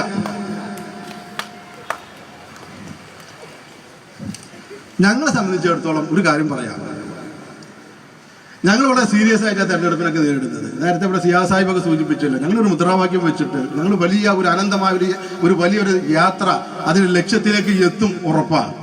ഇന്ന് നിങ്ങളത് സ്വപ്നജീവികൾ എന്നൊക്കെ ഞങ്ങളെ പറ്റി പറയും, ഇതൊക്കെ നടക്കാൻ പോകുന്നത്. മഹാത്മാഗാന്ധിക്ക് ഇന്ത്യ സ്വാതന്ത്ര്യം നേടുക എന്നുള്ളത് അന്ന് സ്വപ്നമായിരുന്നു, പക്ഷെ നേടി. അമേരിക്കയിൽ ഒരു കറുത്ത പ്രസിഡന്റ് വരുമെന്നുള്ളത് അന്നത്തെ കറുത്ത വർഗ്ഗക്കാരുടെ സ്വപ്നമായിരുന്നെങ്കിൽ, ബറാക്ക് ഒബാമ എന്ന് പറയുന്ന കറുത്ത വർഗ്ഗക്കാരൻ അമേരിക്കയുടെ പ്രസിഡന്റായി. സ്വപ്നങ്ങളൊക്കെ യാഥാർത്ഥ്യമായിട്ടുണ്ട്. അതുകൊണ്ടാണ് ഞങ്ങൾ പറയുന്നത്, ഈ പതാക, രക്തഹരിത പതാക ചെങ്കോട്ടയിൽ പാറുന്ന ഒരു കാലം വരും. അങ്ങോട്ടായി യാത്ര പോകുന്നത്. തെരുവില് നമുക്ക് കാണേണ്ടി വരും ഓരോ രാഷ്ട്രീയ പാർട്ടിയുടെ നേതാക്കന്മാരെയും, ഓരോ രാഷ്ട്രീയ പാർട്ടിയുടെ പ്രവർത്തകന്മാരെയും, ഓരോ ദലിതനെയും, ഓരോ ക്രൈസ്തവനെയും, ഓരോ സിഖുകാരനെയും, ഓരോ മുസൽമാനെയും ഇന്ത്യയിൽ വിവിധ തെരുവീതികളിൽ നമുക്ക് കാണേണ്ടി വരും. അന്ന് ഒരുമിക്കും ഇത് ഈ സ്വാർത്ഥ വാഹക സംഘം ഒരുമിച്ച് മുന്നോട്ട് പോകും. അപ്പൊ ഞങ്ങളെ സംബന്ധിച്ചിടത്തോളം ഞങ്ങൾ അവതരിപ്പിക്കുന്ന സ്ഥാനാർത്ഥി കെ.സി. നസീർ. ഞങ്ങൾ പറയുന്നു E.T. മുഹമ്മദ് ബഷീറിനെക്കാളും പ്രഗത്ഭന കെ.സി. നസീർ സാഹിബ്. മുത്തലാഖ് ബില്ലൊക്കെ വരുമ്പോ E.T.യെക്കാളും ഉഷാറായിട്ട് വോട്ട് ചെയ്യാൻ, E.T.യെക്കാളും ഉഷാറായിട്ട് അതിനെക്കുറിച്ച് വാദിക്കാനും കെ.സി. നസീറിന് സാധിക്കുന്ന ഞങ്ങളുടെ വിശ്വാസം. അതൊക്കെ പോട്ടെ, ലോക്സഭയിൽ ഉമാഭാരതിയും അതേപോലെയുള്ള നരേന്ദ്രമോദിയെ പോലെയുള്ള ആളുകളൊക്കെ ലോക്സഭയിൽ ഇരിക്കുമ്പോൾ ഏറ്റവും കൂടുതൽ അരോചകം ഉണ്ടാകുന്നത് തൊട്ടപ്പുറത്ത് E.T. മുഹമ്മദ് ബഷീറിനും കുഞ്ഞാലിക്കുട്ടി സാഹിബിനും കാണുമ്പോഴാണോ, അതല്ല കെ.സി. നസീറിനെ കാണുമ്പോൾ അരോചകത്തുണ്ടാവുക? ലോക്സഭയ്ക്ക് തന്നെ വരൂല കെ.സി. നസീർ അവിടെ ഉണ്ടെങ്കിൽ. പിന്നെ ഈ പറയുന്ന പോരായ്മ മികവ് എന്നൊക്കെ പറയുന്നത് നിങ്ങൾ പരിശോധിച്ച് നോക്കി അറിയാം. ഒരു ആവറേജ് ഉയരമുള്ള ആള്, ഒരു ആവറേജ് ഉയരമുള്ള ഒരാള് ഏറ്റവും കുറിയ ഒരാളൊപ്പം നിന്നാൽ ഇയാൾ ഭയങ്കര ഹൈറ്റാന്ന് നമുക്ക് തോന്നും. പ്രത്യേകിച്ച് പൊളിറ്റിക്സിൽ മികവായിട്ട് തോന്നും.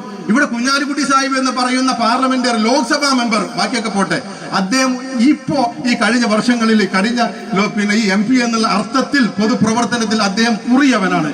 അതുകൊണ്ട് ഒരു ആവറേജ് ഉള്ള ഒരാളിപ്പോ എന്തോ ഒരു ഉയരം കൂടിയെന്ന് ലോകത്തിന് തോന്നുക അല്ലേ? അല്ലാതെ മികവുകൊണ്ടൊന്നല്ല. കുഞ്ഞാലിക്കുട്ടിയുടെ പോരായ്മയാണ് E.T.ന്റെ മികവ്, അതിന്റെ അപ്പുറം ഒന്നും അല്ല. രാജ്യസഭ തെരഞ്ഞെടുപ്പിൽ വോട്ട് ചെയ്യാൻ പോവുക, ബസ്സിൽ കയറി പോകുന്ന ബസ്സിൽ പോകുന്ന മാതിരിക്ക വോട്ട് ചെയ്യാൻ പോകേണ്ടത്, വിമാനത്തിൽ കയറേണ്ടത്. ബസ്സിലാണെങ്കിൽ നമുക്ക് നിന്നിട്ട് പോകാം, അല്ലെങ്കിൽ ബാക്കിലുള്ള കമ്പിയുമായി തൂങ്ങിയിട്ടെങ്കിലും പോകാം. വിമാനത്തിൽ അങ്ങനെ പോകാൻ പറ്റും, എന്തെവർക്കൊന്നും അറിയില്ല. അതിന് നേരത്തെ എത്ര ബോർഡിംഗ് പാസ് എടുക്കണം, അതിനുള്ള കാര്യം കണ്ടത് വിമാനം വൈകി എന്ന് പറയാണ്ട് നിന്നിട്ട് അതിനുള്ള സംവിധാനം നോക്കണ്ടേ? അപ്പൊ ആ ഒരു പോരായ്മ കാണുമ്പോൾ അതിൽ മറ്റാളവിടെ എത്തിയിട്ടുണ്ടാകും വോട്ട് ചെയ്യാൻ. അല്ലെങ്കിൽ അതേപോലെ ബില്ല് അവതരിപ്പിച്ചപ്പോ ഒരാളോട് കൂടിയിട്ടുണ്ടാകും. ഞാൻ നേരത്തെ സംഗതി ബിസിനസ് മീറ്റാണ്. അപ്പൊ അവിടെ പോകാതിരുന്നാൽ E.T. അവിടെ പോയിട്ടുണ്ട്. E.T. അല്ലല്ലോ പോകണ്ടേ, കുഞ്ഞാലിക്കുട്ടി പോകണ്ടേ? അപ്പൊ ഒരാളുടെ പോരായ്മയാണ് യഥാർത്ഥത്തിൽ E.T. മുഹമ്മദ് ബഷീർ സാഹിബ് അന്ന് മുത്തലാഖ് ബില്ലിന് എതിരായിട്ട് വോട്ട് ചെയ്ത് ആകെ 3 ആളൊന്ന് വോട്ട് ചെയ്തു ഇന്ത്യയുടെ ചരിത്രം. സാമ്പത്തിക സംവരണ ബില്ല് E.T. മുഹമ്മദ് ബഷീർ സാഹിബ് അവിടെ പിന്നെ സാമ്പത്തിക സംവരണ ബില്ലിനെതിരെ വോട്ട് ചെയ്തപ്പോൾ E.T. തൊട്ടപ്പുറത്തിരിക്കുന്ന കോൺഗ്രസിന്റെ ഈ UDF-ന്റെ സംവിധാനത്തിൽ കേരളത്തിൽ നിന്നും വിജയിച്ചു പോയ മിനിമം അജണ്ട വെച്ചിട്ട് ഐക്യ ജനാധിപത്യ മുന്നണിയുടെ കീഴിൽ വിജയിച്ചു പോയ MP-മാരോടെങ്കിലും E.T. ഒന്ന് തിരിഞ്ഞ് ചോദിക്കണ്ടേ? അല്ല കോൺഗ്രസ് MP-മാരെ, നിങ്ങൾ ഞങ്ങളെ കൂടെ നിന്നിട്ട് സാമ്പത്തിക സംവരണത്തിന് എതിരെ വോട്ട് ചെയ്യണ്ടേ? ഞങ്ങൾ ലീഗ് പ്രവർത്തകർ നിങ്ങൾക്ക് വോട്ട് ചെയ്തിട്ടാണ് നിങ്ങൾ വിജയിച്ചത് എന്ന് E.T. മുഹമ്മദ് ബഷീർ സാഹിബ് ഇന്ന് വരെ ഒരു കോൺഗ്രസ്സുകാരന്റെ മുഖത്ത് നോക്കിയിട്ട് ചോദിച്ചിട്ടില്ല. ഇതൊക്കെ രാഷ്ട്രീയ. നിങ്ങൾക്ക് രാഷ്ട്രീയം ഉണ്ടെങ്കിൽ ഞങ്ങൾക്ക് രാഷ്ട്രീയം. നിങ്ങൾ രാഷ്ട്രീയമാണല്ലോ നിങ്ങൾ കോൺഗ്രസിനോട് അത് ചോദിക്കാത്തത്. നിങ്ങൾ ആദർശമാണെങ്കിൽ നിങ്ങൾ അവിടുന്ന് കോൺഗ്രസായിട്ട് ബന്ധം വിച്ഛേദിക്കട്ടെ. യഥാർത്ഥത്തിൽ സാമ്പത്തിക സംവരണത്തിന് അനുകൂലമായിട്ട്, സവർണ താല്പര്യത്തിന് അനുകൂലമായിട്ട് സ്വന്തം ഘടകകക്ഷിയിൽപ്പെട്ട ആളുകൾ, അതും കേരളത്തിലെ MP-മാർ വോട്ട് ചെയ്തപ്പോ ചോദിക്കണ്ടേ? ചോദിച്ചോ E.T.? ഞാൻ എതിർത്ത് വോട്ട് ചെയ്തെന്ന് പറഞ്ഞാൽ പോരല്ലോ. E.T.ന്റെ പാർട്ടിക്കാരാണ് മറ്റുള്ളവരെ വിജയിപ്പിച്ചത്. അപ്പൊ ഇത് രാഷ്ട്രീയമാണ്. അപ്പൊ നമ്മളും ഈ തെരഞ്ഞെടുപ്പിനെ കാണുന്നത് രാഷ്ട്രീയമായിട്ടാണ്. വേറെ ഒരു നിലക്കും ഇതിനെ കാണാൻ പറ്റില്ല. അപ്പൊ അങ്ങനെ കണ്ടാൽ മതി. ഇനിയിപ്പോ അങ്ങനെ E.T. എന്നാ വേറെ കാര്യം മുസ്ലിം ലീഗിനെ ചോദിക്കാം, പ്രത്യേകിച്ച് കുഞ്ഞാലിക്കുട്ടി സാഹിബിനോട് ചോദിച്ചാൽ ഇത്ര പ്രഗത്ഭനാണ് E.T. എന്നുണ്ടെങ്കിൽ എന്തെങ്കിലും ഒരു അവസരത്തിൽ UPA-യുടെ പുതിയ മന്ത്രിസഭ വരുമ്പോൾ, UPA-യിലെ ഘടകകക്ഷിയാണ് ഇന്ത്യൻ മുസ്ലിം ലീഗ്, ഒരു മന്ത്രിസ്ഥാനങ്ങളാകെ കിട്ടുക. ഇന്ന് അങ്ങനെ വരികയാണെങ്കിൽ E.T.യുടെ പ്രഗത്ഭനെങ്കിൽ കുഞ്ഞാലിക്കുട്ടി സാഹിബ് മാറിക്കോ, E.T. കേന്ദ്രമന്ത്രി ആവട്ടെ എന്ന് കുഞ്ഞാലിക്കുട്ടി പറയോ? എന്നാ അത് ഇന്നിപ്പോ പ്രഖ്യാപിക്കട്ടെ, അത് പ്രഖ്യാപിക്കണം. അപ്പൊ ഇതൊക്കെ സ്വന്തം താല്പര്യത്തിന്റെ അപ്പുറം ഈ കാര്യങ്ങളൊന്നും ഇല്ല എന്ന് നമ്മൾ ഓരോരുത്തരും, പൊന്നാനിയിലെ വോട്ടർമാർ ഓരോരുത്തരും മനസ്സിലാക്കേണ്ട സംഗതിയാണ്. അതുകൊണ്ട് ഈ തെരഞ്ഞെടുപ്പിൽ അപ്രതീക്ഷിതമായ വോട്ട് നമ്മുടെ SDPIയുടെ പ്രിയങ്കരനായ സ്ഥാനാർത്ഥി, പ്രഗത്ഭനായ സ്ഥാനാർത്ഥി കെ.സി. നസീർ സാഹിബ് വാങ്ങും. നമ്മുടെ പാർട്ടിയുടെ ചിഹ്നത്തിൽ വാങ്ങും, ഒരു സംശയം വേണ്ട. അത് മാത്രമല്ല, ഞങ്ങൾ എല്ലാവരെയും ഒന്ന് പിച്ചിച്ച്, ഞങ്ങളുടെ പ്രചരണമാണിത്. ഇലക്ഷൻ എന്ന് പറഞ്ഞാൽ ഞങ്ങളെ സംബന്ധിച്ചിടത്തോളം ഈ പാർട്ടിയുടെ ആശയം, നമ്മെ സംബന്ധിച്ചിടത്തോളം ഈ പാർട്ടിയുടെ ആശയ പ്രചരണത്തിനുള്ള ഒരു വേദിയാണ് തെരഞ്ഞെടുപ്പ്. ഇവിടെ KT ജലീലിനെ പോലെയുള്ള ആളുകൾ മറുപടി പറയിപ്പിക്കും. ഇതിന് ലീഗിന്റെ മാത്രം പിന്നെ ഒരു അതിനെതിരായിട്ടൊരു പ്രസംഗം അല്ലെങ്കിൽ അതിനെതിരായിട്ടൊരു ക്യാമ്പയിൻ ആവില്ല ഈ തെരഞ്ഞെടുപ്പ്. ഞാൻ തീർത്ത് പറയാണ്, LDF-നെതിരായിട്ട് പ്രത്യേകിച്ച് എല്ലാവിധ മുസ്ലിം വിരുദ്ധമായ എല്ലാ കാര്യങ്ങളിലും മുസ്ലിം വിരുദ്ധ അജണ്ടക്ക് മുഴുവൻ ചുക്കാൻ പിടിക്കുന്ന ശ്രീമാൻ KT ജലീൽ, അവര് മറുപടി പറയേണ്ട കുറെ കാര്യങ്ങളുണ്ട്. ഈ തെരഞ്ഞെടുപ്പിലെങ്കിലും ബഹുമാനപ്പെട്ട ജലീൽ സാഹിബ് പറയാ, ഒരൊറ്റ അപേക്ഷ, ഈ തെരഞ്ഞെടുപ്പിലെങ്കിലും അങ്ങ് നടത്തുന്ന വലിയ വലിയ പ്രസംഗങ്ങളുണ്ടല്ലോ, ആ പ്രസംഗത്തിലെങ്കിലും ഒരു കാര്യം വ്യക്തമാക്കണം. സ്വതന്ത്ര വേഷാള കെട്ടിയിട്ടുള്ളത് നിങ്ങൾ മുസ്ലിം ചെറുപ്പക്കാർ കൊടുക്കുന്ന മെസ്സേജ് എന്താണെന്നുള്ളത് KT ജലീൽ പറയണം. കേരളത്തിലെ ഓരോ മുസ്ലിം അല്ലെങ്കിൽ ഇന്ത്യയിലെ ഓരോ മുസ്ലിമും എന്താണ് രാഷ്ട്രീയ നിലപാട് എടുക്കേണ്ടത് എന്നുള്ള ബുദ്ധിജീവിയാണല്ലോ, ഡോക്ടറേറ്റ് ഒക്കെ നേടിയ ആളാണല്ലോ. ഇന്ന് വരെ വ്യക്തമാക്കിയിട്ടുണ്ടോ?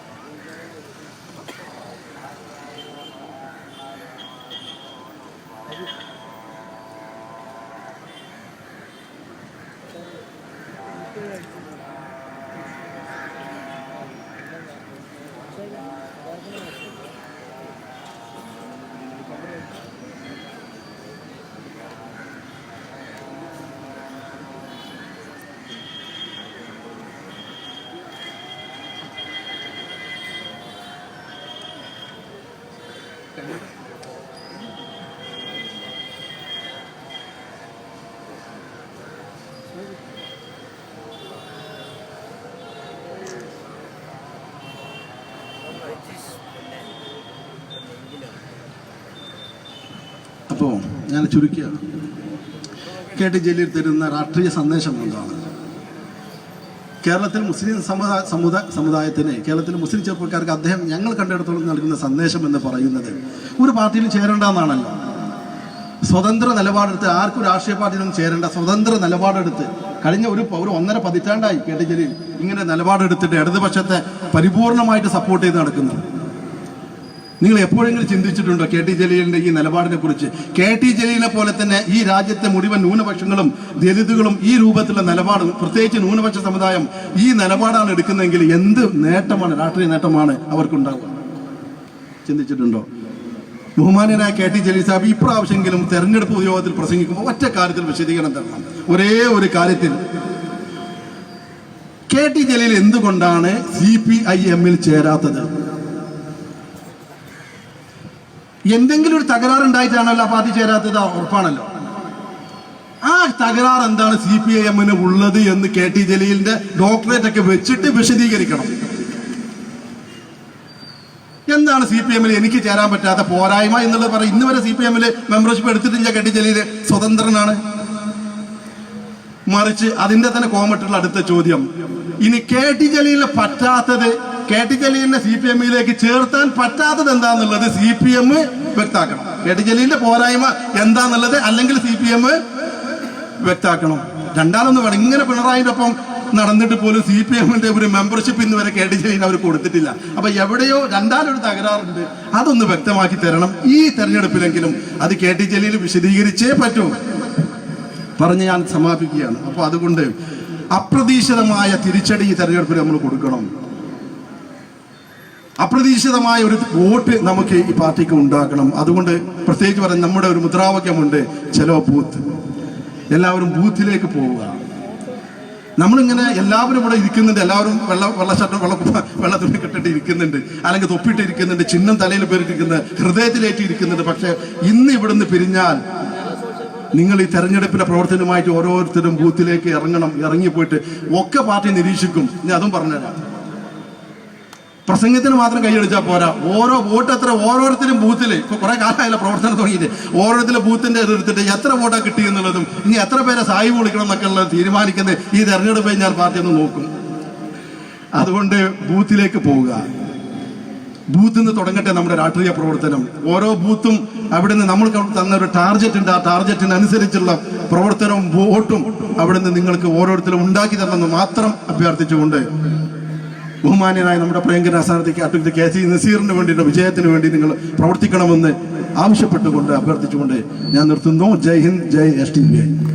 ബദൽ രാഷ്ട്രീയത്തിന് കരുത്തു പകരാൻ പൊന്നാനി മണ്ഡലത്തിൽ നിന്ന് ജനവിധി തേടുന്ന SDPI സ്ഥാനാർത്ഥി അഡ്വക്കേറ്റ് കെ.സി. നസീർ ഈ സമ്മേളനത്തെ അഭിവാദ്യം ചെയ്തുകൊണ്ട് സംസാരിക്കുന്നു. അദ്ദേഹത്തെ ആദരപൂർവ്വം സ്വാഗതം ചെയ്യുകയാണ്.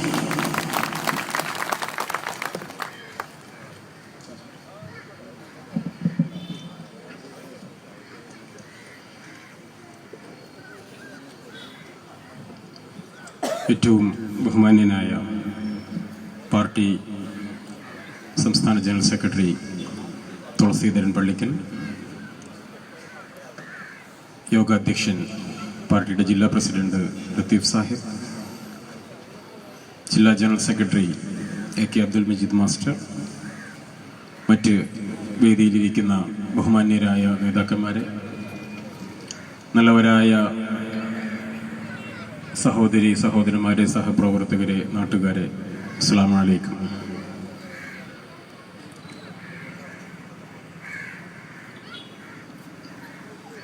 യഥാർത്ഥ ബദലിന് SDPIക്ക് വോട്ട് ചെയ്യുക എന്നതാണ് നമ്മൾ ഉയർത്തുന്ന മുദ്രാവാക്യം.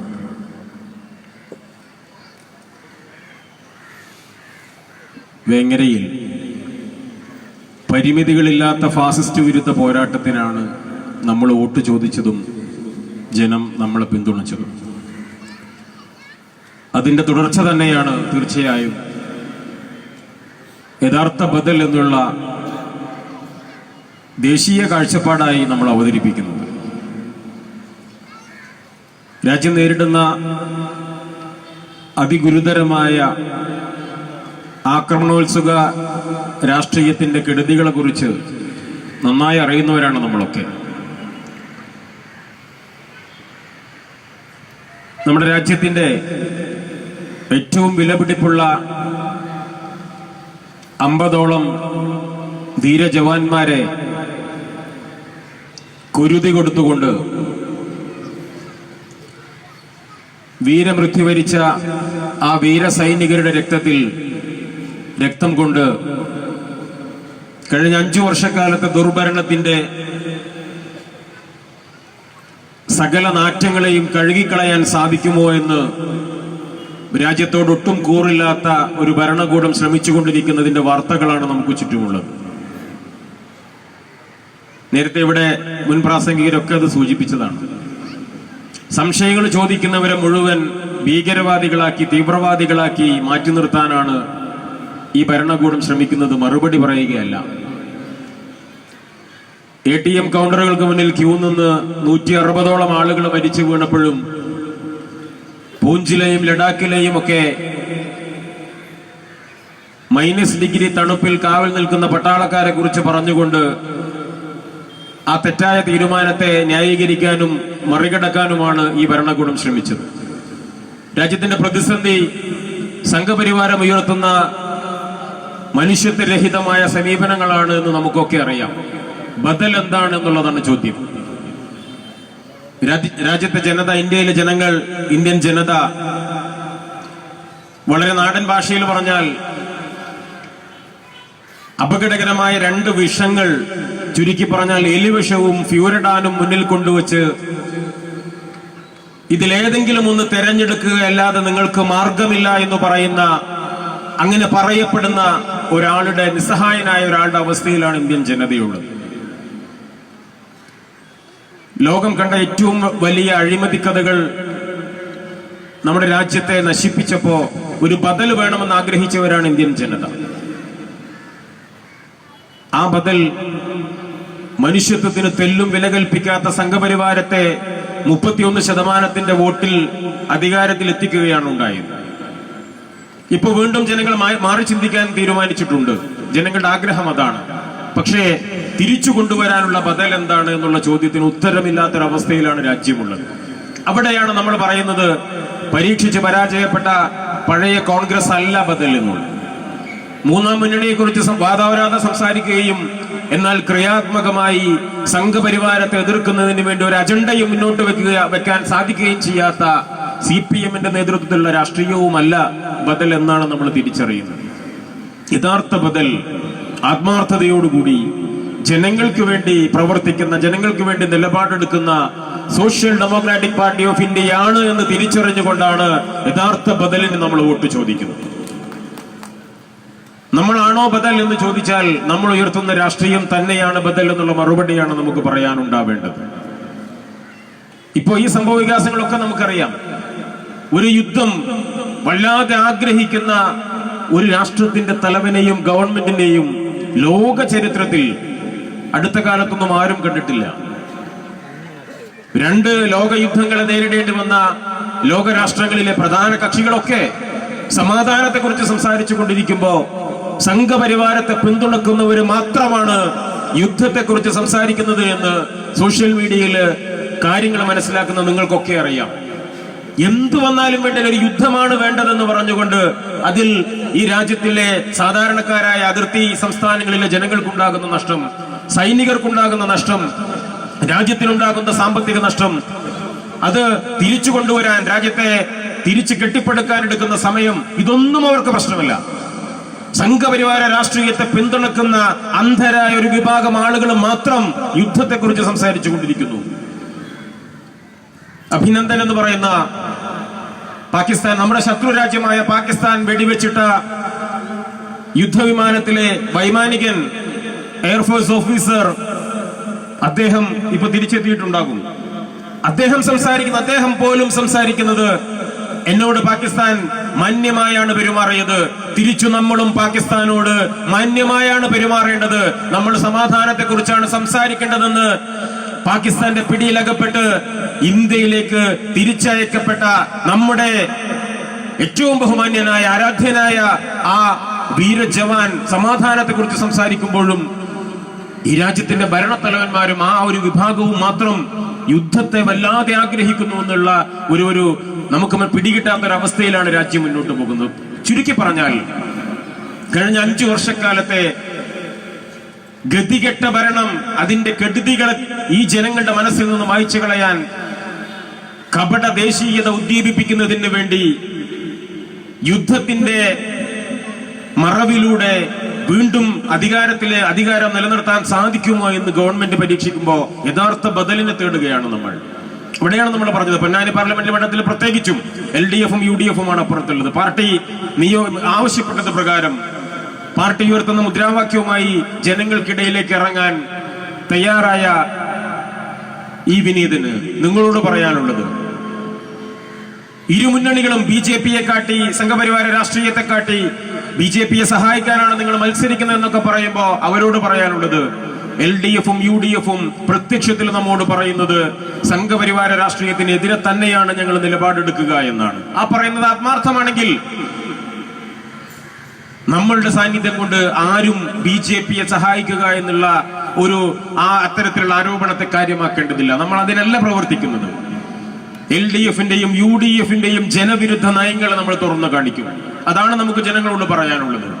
ഒപ്പം സംഘപരിവാരത്തിന്റെ ഭയപ്പെടുത്തി കീഴ്പ്പെടുത്തുക എന്ന് പറയുന്ന രാഷ്ട്രീയത്തെ ഏതർത്ഥത്തിലാണോ നേരിടേണ്ടത്, തെരുവിലാണെങ്കിൽ തെരുവിൽ, ആശയം കൊണ്ടാണെങ്കിൽ ആശയം കൊണ്ട്, അതിനപ്പുറത്താണെങ്കിൽ അതിനപ്പുറത്ത് യഥാർത്ഥത്തിൽ നേരിടുന്നതിന് വേണ്ടിയുള്ള ജനകീയ ബദൽ നമ്മളാണെന്നുള്ള മുന്നറിയിപ്പും ആ ഒരു ആത്മവിശ്വാസവുമാണ് ജനങ്ങൾക്ക് നമ്മൾ കൊടുക്കാൻ പോകുന്നത്.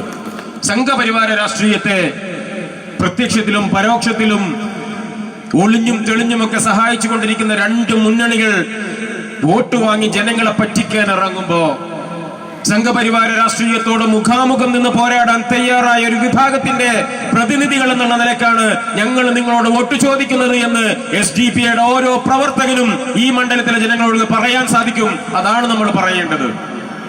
അങ്ങനെ പറഞ്ഞ് നമ്മൾ മുന്നോട്ട് പോകുമ്പോ ഇവിടെ പറഞ്ഞ ഒരു വലിയ യാത്രാ സംഘത്തിന്റെ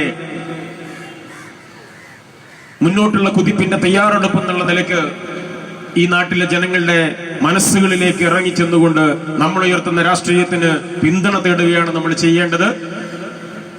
പാർട്ടിയുടെ പ്രതിനിധി എന്നുള്ള നിലയ്ക്ക് വരാനിരിക്കുന്ന തെരഞ്ഞെടുപ്പ് പ്രക്രിയകൾ പൂർത്തിയാകുമ്പോൾ സ്ഥാനാർത്ഥി എന്നുള്ള നിലയ്ക്ക് പാർട്ടി ആവശ്യപ്പെട്ട പ്രകാരം ഞാനുണ്ട്. നിങ്ങളെല്ലാവരും പാർട്ടിയുടെ ആശയം ഉൾക്കൊണ്ടുകൊണ്ട് മുദ്രാവാക്യം ഉയർത്തിപ്പിടിച്ചുകൊണ്ട് തെരഞ്ഞെടുപ്പ് രംഗത്ത് സജീവമാവണമെന്നും എല്ലാ അർത്ഥത്തിലും ഈ മുദ്രാവാക്യം വിജയിപ്പിച്ച് സാർത്ഥകമായ യഥാർത്ഥ ജനാധിപത്യ മതേതര ഇന്ത്യയെ തിരിച്ചു പിടിക്കുന്നതിന് വേണ്ടിയുള്ള നമ്മുടെ പ്രവർത്തനങ്ങളെ വിജയിപ്പിക്കുന്നതിന് കൈയും മെയ്യും മറന്ന് എല്ലാവരും രംഗത്തിറങ്ങണമെന്നും ആവശ്യപ്പെട്ടുകൊണ്ട് നിങ്ങൾ നൽകുന്ന സ്നേഹത്തിനും നിങ്ങൾ നൽകുന്ന പിന്തുണക്കും ഇതുവരെയുള്ളതിനൊക്കെ നന്ദി അർപ്പിച്ചുകൊണ്ട് മുന്നോട്ടുള്ള പ്രയാണത്തിൽ നമുക്ക് ഒരുമിച്ച് മുന്നോട്ടു പോവാം എന്ന് നിങ്ങൾക്ക് ഉറപ്പ് നൽകിക്കൊണ്ട് ഞാൻ അവസാനിപ്പിക്കുന്നു. നിങ്ങൾക്ക് നന്ദി. JSDPI. സമയക്കുറവ് മൂലം SP അമീറുലിന്റെയും അഡ്വക്കേറ്റ് A റഹീം സാഹിബിന്റെയും റഹിയാനത്തിന്റെയും ഷെയ്ഖ് റസൽ സാഹിബിന്റെയും പ്രസംഗം ചുരുക്കിക്കൊണ്ട് ഈ പരിപാടി നന്ദി രേഖപ്പെടുത്തുന്നതിന് വേണ്ടി programme committee convener CP Muhammad Ali സാഹിബിനെ ആദരപൂർവ്വം സ്വാഗതം ചെയ്യുന്നു.